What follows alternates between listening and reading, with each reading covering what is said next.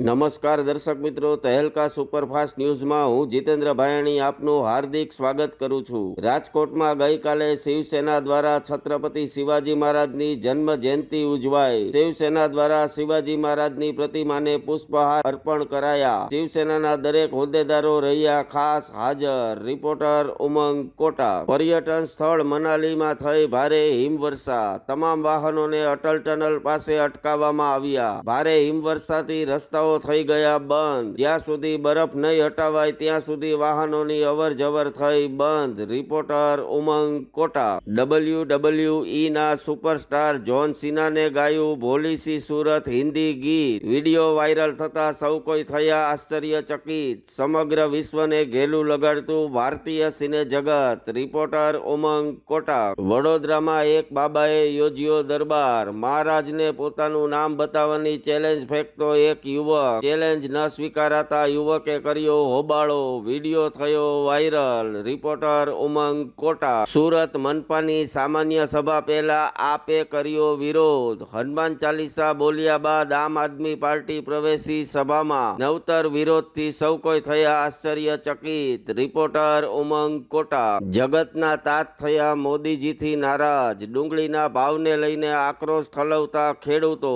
મોદી સરકાર અબજોપતિની કરોડોની લોન માફ કરશે પણ ખેડૂતોને MSP નહીં આપે, આવા વિધાનો કરતા ખેડૂતો। રિપોર્ટર ઉમંગ કોટા। ટીવી એક્ટર ઋતુરાજસિંહનું 59 વર્ષની વયે થયું નિધન। એક્ટરના મોતથી ટીવી જગત બન્યું શોકમગ્ન। આ એક્ટર છેલ્લે લોકપ્રિય ટીવી શો અનુપમામાં જોવા મળ્યા હતા। રિપોર્ટર ઉમંગ કોટા। ખાખીના રંગમાં ભંગ પાડતા સાંસદ રંજન ભટ્ટ। હિટ એન્ડ રનના આરોપીને ગણતરીની મિનિટોમાં છોડાવી જતા સાંસદ।